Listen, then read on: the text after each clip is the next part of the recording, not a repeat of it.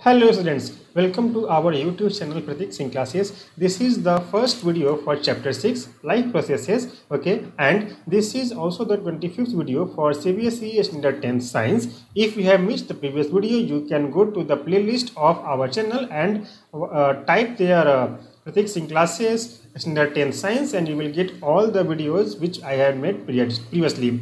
Fine. So let us start our today's video, that is about the life processes. What are the process happens inside our body, okay, then how do we survive, and a lot of things we will study in this chapter. But before we start our today's video, let me request to all of you to please subscribe our channel Pratik Singh Classes and hit the bell icon for all the notifications. All right, so let us start our today's video. How do we tell the difference between what is alive and what is not alive? Okay, how do we differentiate between a table and a human being? Okay, or how can we differentiate between a furniture and you can say a live tree? Okay, whether a tree is live or dead, how can we find it out? Or whether a body of person is dead or alive, how can we say it? If we see a dog running or a cow chewing cud or a man shouting loudly on the street, we know that these are living beings. Okay, means if suppose a cow is chewing its cud, okay, or a dog is running, that means it is doing some process, it is doing some work and it is living. Okay, likewise, if a person is talking to some other person, we can say that it is alive. What if the cow or the dog or the man were asleep? Means if suppose the cow is asleep, or if we feel asleep, okay, if we sleep, okay, when we are sleeping, can we say that we are alive or we are dead? We would still think that they are alive, but how did we know that? Means if a person is sleeping, we can say that the person is still alive, but how can we say that the person is being alive? Because we see the person is not doing any activity. We see them breathing and we know that they are alive. So in that situation, if the person is sleeping, we feel they are breathing, okay, we see that they are breathing, and so we say that they are alive. Okay, then what about the plants? How do we know that they are also alive? We see them green, some of us will say, okay, but what about plants that have leaves of colors other than green? Okay, if somebody says that the leaves of the plant or the trees are green, so that means it is alive. But if suppose the tree or the plant is of another color leaves, how can we say that in that situation it is alive? They grow over time, so we know that they are alive. Some will say, in other words, we tend to think of some sort of movement, either growth related or not, as common evidence of being alive. Means when the plants or trees grow, we can say that they are alive. Okay, so growth is also a symbol of saying that it is alive. Okay, growth is a movement, okay, by which we can say that the plants or the trees are alive. This is the evidence. But plant that is not visibly growing is still alive, and some animals can breathe without visible movements. Okay, means the plants, even though the growth is not happening in them, there are some plants and trees around us which doesn't grow all the time. Okay, so in that situation still we say that they are alive. So how can we say them? Even there are some animals or there are some creatures which don't do any kind of activity even though they are alive. So in that situation, how can we recognize that whether they are alive or dead? Movements over very small scales will be invisible to the naked eye. Movements of molecules, for example, okay, means if suppose the movement happens in very small scale that we are not able to find it out, okay, it will become very difficult for us to say that whether the thing is being alive. Okay, like molecular movements, okay, molecular movements can't be caught by our eyes, and so we can't say that the thing is live or dead. Okay, if we ask this question to professional biologists, they will say yes. Means if suppose we say to the biologist that the molecular movement is happening, okay, even though we can't see it, can it be live or dead? They can say that it is alive. How do they know that the thing before us is alive? In fact, viruses do not show any molecular movement in them until they infect some cell. We know very well, okay, in previous classes also you have studied that virus, they are neither active always and neither dead always, okay. They sometimes they remain dormant, okay, and when they are living in dormant phase of their life, they are neither alive neither dead. Okay, so in case of virus, how can we say that whether they are alive or not? And that is partly why there is a controversy about whether there is true alive or not. Means sometimes it becomes controversy in case of viruses, that whether they are alive or not. Why are molecular movement needed for life? We have seen in earlier classes that living organisms as are well organized structures. Once again, why are molecular movements needed for life? Means whenever we say about life, okay, it is always necessary to define the molecular movement, okay, but in that situation, why is it always needed? We have seen in earlier classes that living organisms are well organized structures, okay. We have a lot of organelles and all are well structured in such a way that they collaborate with each other for healthy living. They can have tissues have cells have smaller components in them, and so on, okay, and all of them collaborate each other in some or the other way to make the thing to survive, to live. Because of the effects of environment, this organized, ordered nature of living structure is very likely to keep breaking down over time, okay. Because of environment, okay, as the time goes on, they keep on breaking, okay. If order breaks down, the organism will no longer be alive. Means if suppose the order of the organelles break down, the organism which have these organelles of functioning, they will become dead, okay. This organized, ordered nature of living structure is very likely to keep breaking down over time. If order breaks down, the organisms will no longer be alive. So, living creatures must keep repairing and maintaining their structures. Means, what are the things needed, okay, in the body, or what are the organelles we have? By changing of time, they keep on changing and sometimes they break, okay, and in that situation our body repairs it, maintains it, okay. Repairing is always done by our body to keep us healthy, okay, not only us but in every organism around us. Since all these structures are made up of molecules, they must move molecules around all the time. Means everything, okay, when it is breaking to the smallest level, you will find it out that it is made of molecules, okay, and to repair, to function well, these molecules are always in rotation, means always they move. What are the maintenance process in living organisms? Okay, means how the organelles, the organs inside our body are maintained. Let us explore about that. What are life processes? The maintenance functions of living organisms must go on even when they do not doing anything particular. Means even if suppose an organ in our body is not active or not dead but not active, means in dormant phase, okay, even at that time our body maintains it. Maintenance always goes on, it never stops. Even when we are just sitting in class, even if we are just asleep, this maintenance job has to go on, okay, even without our not knowing it, okay, it goes on inside our body. The processes which together perform this maintenance job are called as life processes. Means all those processes which makes the organelles in our body or which maintains it, okay, is called as life processes. Since these maintenance processes are needed to prevent damage and breakdown, energy is needed for them. Means we know very well for any kind of process we need energy, okay. Maintenance is also a process, so to perform maintenance our body needs energy. This energy comes from outside the body of the individual organisms, okay. We can't create energy of our own, but on the other hand we consume food by which we get energy.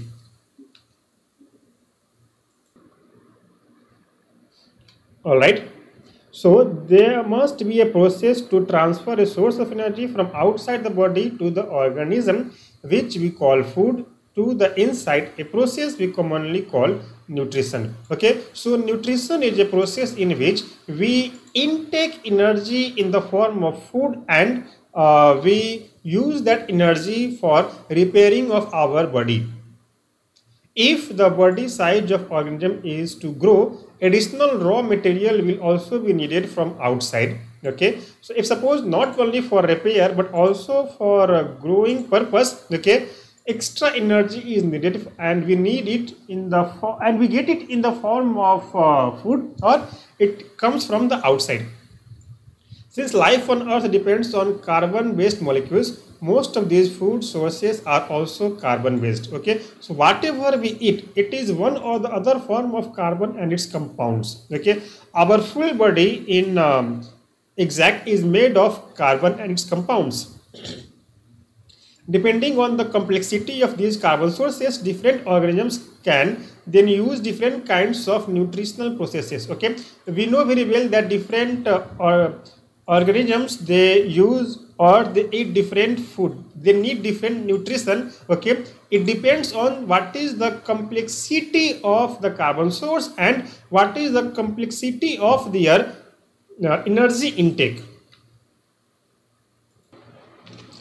All right, moving forward, the outside sources of energy could be quite varied, since the environment is not under the control of the individual organisms. Okay, and also you can see at different places we have different environment, and so at different places people also use different type of nutritions. These sources of energy therefore need to be broken down to or built up in the body, and must be finally converted to a uniform source of energy that can be used for the various molecular movements needed for maintaining the living structures, as well as to the kind of molecules the body needs to grow. Okay, means whatever we intake as food, it must be converted in the simplest form in such a way that body absorbs energy from it. The ultimate goal of our body to get energy from food. Okay, nutrition, it is also is converted into the energy whatever we take. Okay, for our basic growth, fundamental growth. For this, a series of chemical reactions happens in our body. Okay, oxidizing reducing reactions are some of the most common chemical means to break down molecules. Okay, so whenever we eat anything, oxidation and reduction happens inside our body. Okay, during the process of digestion, by which we get the nutrition and ultimately we get energy. Many organisms use oxygen sourced from outside the body. The processes of acquiring oxygen from outside the body and to use it in the process of breaking down of food sources for cellular need is called as respiration. Okay, so whenever we say respiration, it is the process in which we intake oxygen from outside the body, and we use it for breaking down of the higher molecules to the lower molecular form. Okay, to get energy. In the case of single celled organism like amoeba, no specific organs for taking in food, exchange of gases or removal of wastage may be needed, because the entire surface of organism is in contact with the environment. Means when we have single cell organism, okay, every organelle of the organism, okay, in case of amoeba, is in the contact of environment. So there isn't any special kind of organ in amoeba for respiration, for digestion, for excretion, okay, of waste. Okay, but what happens when the body size of organism increases and the design becomes more and more complex? Okay, like us, our body is far bigger if we compare it from an amoeba. Okay, also it is too much complex, or you can say the most complex body design, okay, is on earth is of human being. Thus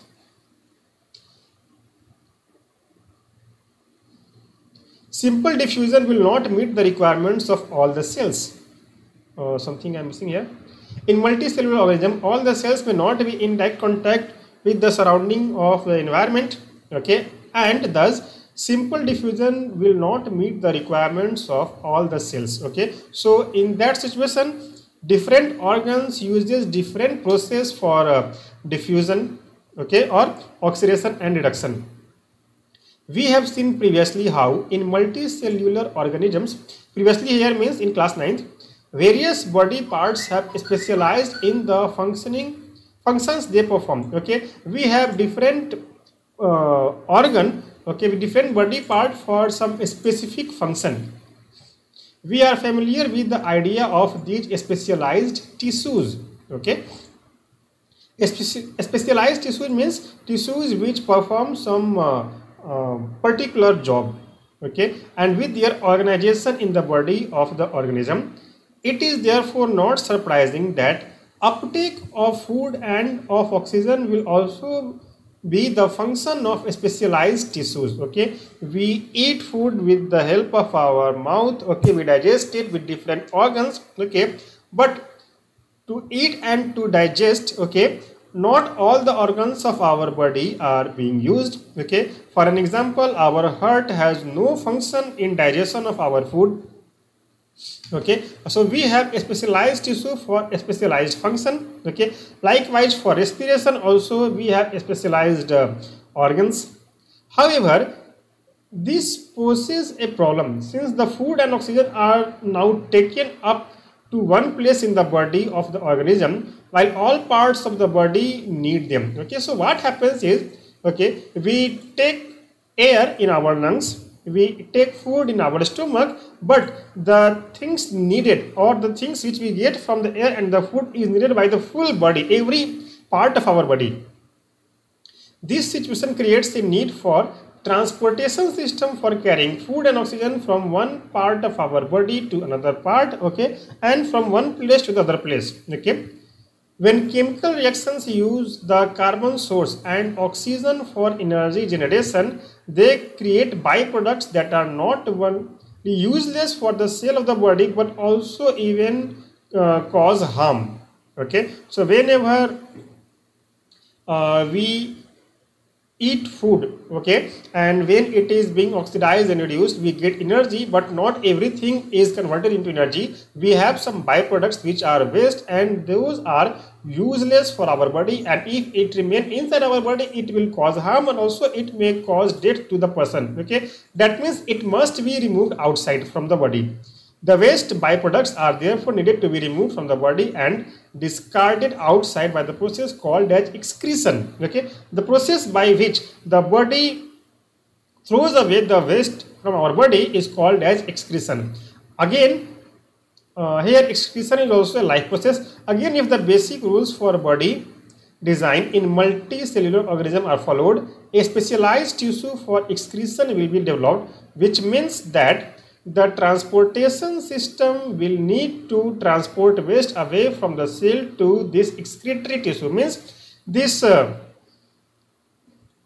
waste is extracted from every cell and being transported to the place where it is being excreted outside, okay. Let us consider these various processes so essential to maintain life one by one, okay. So this video is just the basic of unit 6, or first for life processes. Here we have tried to learn what is the meaning of life process and what may be different types of processes, okay, then why it is needed, okay, and how it functions. In next video, in the upcoming video, we will study about different types of life process, how does it happen and how they are connected to each other, okay. So this is the end of today's video. I hope you have enjoyed it. If you have any doubt or any question related to this video or any previous video, you can ask that in the comment section of this video, okay. And till next video, take care of yourself, and also I request to all of you once again to please subscribe the channel Pratik Singh Classes and